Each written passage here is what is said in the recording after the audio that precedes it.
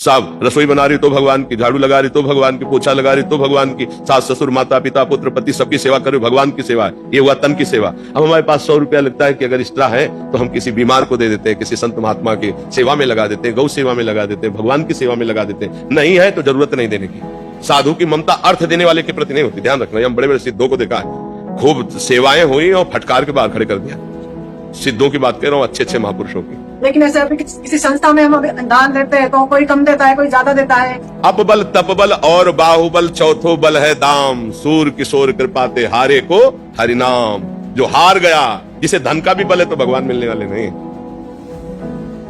उसके आगे देखें, तन मतलब समय की, वहां समय दिया जाए मंदिर में, या मन सिमरन किया जाए, या धन। हमारे शरीर से जितनी चेष्टाएं होती है सब भगवान के लिए होती है। मानो सुबह से उठने से लेकर शयन तक, शयन से लेकर सुबह तक। साहब रसोई बना रही तो भगवान की, झाड़ू लगा रही तो भगवान की, पोछा लगा रही तो भगवान की, सास ससुर माता पिता पुत्र पति सबकी सेवा कर रहे हो, भगवान की सेवा है। ये हुआ तन की सेवा। और मन को रखो करुणा निधान भगवान के नाम के चिंतन में, और जो धन है वो परिवार की सेवा में लगाओ। परिवार रूपी भगवान ही है, उनकी सेवा में लगाओ। हाँ, अब अपने पास 4 रोटी है, एक ज्यादा हमें लगता है कि तो हम किसी को दे देते हैं, किसी कुत्ते को दे देते हैं, गाय को देते हैं, किसी भूखे को। अब हमारे पास 100 रुपया लगता है कि अगर एक्स्ट्रा है तो हम किसी बीमार को दे देते हैं, किसी संत महात्मा की सेवा में लगा देते हैं, गौ सेवा में लगा देते हैं, भगवान की सेवा में लगा देते हैं। नहीं है तो जरूरत नहीं देने की। नाम जब से सब ठीक हो जाएगा। धन या तन ये सब हमारा सेवा में लग रहा है। परिवार भगवान का दिया हुआ है, वही सेवा करो, वही भगवान का स्वरूप है। अलग से कहीं भाग करके भंडारा करने की जरूरत नहीं। हाँ है, एक्स्ट्रा में आपको लगता है तो कीजिए, नहीं है तो भगवान ने ऐसी मांग नहीं की, ऐसी मांग नहीं की। पति में भगवान को देखो, पुत्र में भगवान को देखो, पत्नी में भगवान को देखो, उसी परिवार की आराधना करते हुए भगवान में पहुंच जाओगे। और भागे घूमो तो जब घर में भगवान की भावना नहीं कर पाए तो मंदिर में कहां से भगवान की भावना कर पाओगे? फिर धोखा ही धोखा मिलेगा। हमारी बात सत्यता से समझ लीजिए। नाम जप कीजिए, जितनी सेवाएं हैं वो सब भगवान के लिए मैं कर रही हूँ। मन हमारा प्रभु के चिंतन में लगा रहे, और जो धन हमारे पास है वो भगवान का हमारे परिवार के पोषण के लिए। उसमें से अगर कोई भूखा आ जाता है तो उसे पका देते हैं। कोई बीमार आदमी, हमें लगता है कि आज हम सब्जी ना खरीदेंगे, इसकी दवा दे देंगे तो काम बन जाएगा, हम उसे, हमें दिखाई दे रहा है एक आदमी ठंडी से कांप रहा है तो हमारे 2 स्वेटर है, अगर 1 स्वेटर दे देते तो काम चल जाएगा। ये है गृहस्थी में। अब जिनके पास बहुत है तो वो अपने हिसाब से करें।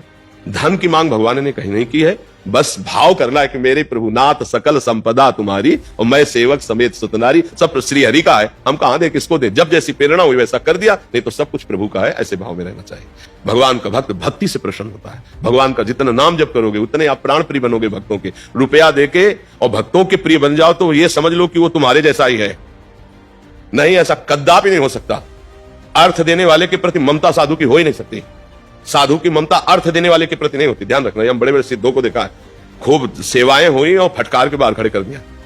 सिद्धों की बात कर रहा हूं, अच्छे अच्छे महापुरुषों की। जगह खरीदी, कुटिया बनाई, इसके बाद उनके लिए निषेध हो गया, आप कुटिया में नहीं घुसोगे। सब उत्सव हो रहा है, सब आ रहे हैं, जा रहे हैं, वो बाहर दरवाजे खड़े हैं, वो खिड़की से झांक के देख लेते हैं। जब चेहरे में कोई शिकन नहीं तब शाम खड़े रहे वो ऐसे। शाम के बुलाया तो कहा प्रसाद ले लीजिए, निहाल कर दिया। तनिक भी देहाभिमान, तनिक भी दान का भाव नहीं।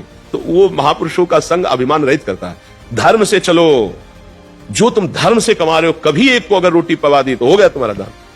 कभी एक बीमार आदमी की औषधि करा दी, हो गया दान। वो दान भी तुम्हें नरक ले जाएगा। कैसे? पाप किया हुआ धन जब आप दूसरे को दोगे तो उसकी बुद्धि में पाप ही चढ़ेगा, उसकी बुद्धि पवित्र नहीं होगी, तो पाप का ही विस्तार हुआ। इसलिए हम इस बात का खंडन करते हैं। धर्म पूर्वक चलो, उसमें जो आपके पास है। ऐसा लगता है कि भगवान आज भूखे इस रूप में आए, आप अपना भोजन पवा दो, फिर देखो उस दिन भूखे रहोगे ना तो हृदय विशेष शीतल रहेगा। आप अपना वस्त्र दे दो, कोई कांप रहा है सर्दी में, ये बात है।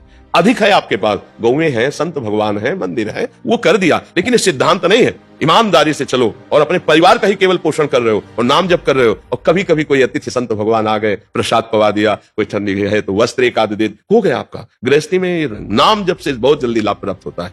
हमारी बात समझ पा रहे हो?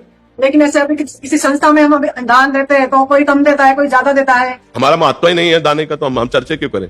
हमारा जो दान शब्द है वो केवल नाम जप के लिए। अपनी श्वासों का दान करो, एक एक श्वास सुमिरन में लगाओ, इससे बड़ा कोई लाभ नहीं है। रुपया पैसा है, सबसे बड़ा दान श्वासों का दान। राधा राधा राधा, तुम्हारा परम मंगल हो जाएगा। हमारी बात मान लो। और बहुत धनी हो तुम्हें कि दान ही करना है, हम कह रहे कि बड़े बड़े गौशाला खुले तो हरा चारा खरीदो और गौओं को पवा दो जाकर के, वो बात अलग है। पैसे का महत्व नहीं। प्रभु भगवत प्रसन्नता के लिए पैसे की चवन्नी की जरूरत नहीं, पक्का। ये हम सिद्धांत के कभी किसी प्रवचन में सुन लो, कभी भी कहीं भी पैसे शब्द की बात नहीं होगी, क्योंकि इसका कोई महत्व नहीं है।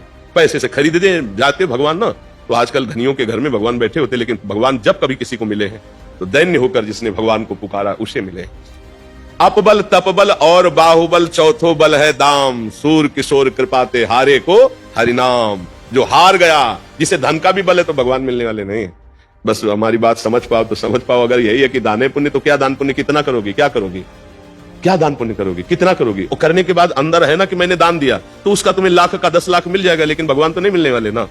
भगवान तो तब मिलते हैं जब ऐसे जीव हो जाता है कि आपके सिवा मेरा कोई नहीं प्रभु, मैं किसी योग्य ही नहीं कि आपको कुछ कर सकूं, क्योंकि जब मैं देखता हूं तो मेरा तन, मेरा धन, मेरे पास जो कुछ हो सब आपका दिया हुआ है नाथ, आपका दिया हुआ है। तो भला आपकी दी हुई वस्तु को मैं अपनी मान करके आपको पुनः देने की बात कहूं तो भूल ही तो होगी। वो कैसे लगाया जाता है? तो दीयम वस्तु गोविंदम तुभ्यमेव समर्पये, हे गोविंद आपके द्वारा दी वस्तु आपको समर्पित करते हैं। तो इसे दान कह सकते हो क्या? अरे प्रभु की वस्तु प्रभु को समर्पित करे, इसमें कौन सा तुम्हारा उसमें बड़ी बात हो गई? तो दान शब्द का महत्व तो समझिए, आपके पास जो कुछ है, तन मन जो भी है, वो प्रभु का दिया हुआ है। आप धर्म पूर्वक पालन कीजिए। अगर कभी संयोग बन जाता है ऐसा कि कोई भूखा है, कोई भी, तो आप उस समय अपनी न सोचकर उसके सुख की बात कीजिए। ये बात तो आपको मंगल करेगी। और ये सब अहंकार को पुष्ट करने वाला है। इससे ज्यादा लाभ की आशा मत रखिए। क्यों? क्योंकि धन में जिसकी महत्व बुद्धि हो गई लेने और देने में, वो भगवान को महत्व बुद्धि में रख ही नहीं सकता। ये बिल्कुल समझो।